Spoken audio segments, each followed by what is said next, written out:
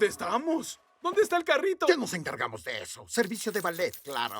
Qué conveniente. ¿Es el centro comercial? Podrían llamarlo así, teóricamente. ¿Qué los trae por aquí? ¿Compras navideñas de último minuto? Vinimos a comprar una máquina de escribir antigua. Ah, esas están en el 5º piso. Debería decir la 5ª dimensión. ¿Qué? Oigan, tenemos muchos pisos y dimensiones por recorrer. Primer piso, primera dimensión. Primero. ¿Qué fue eso? Ah, es parte del recorrido, dimensiones y esas cosas. Segundo. Este parece normal. ¡2D! Tercero. ¡Qué loco! Cuarto.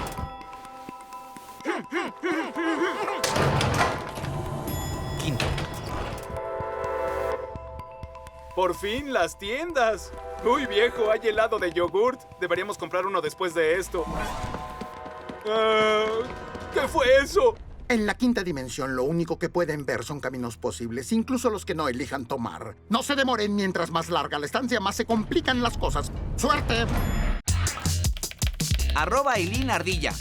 Hola, chicos. Acabo de comprar un juego nuevo y soy mucho mejor que ustedes. Sí, cómo no.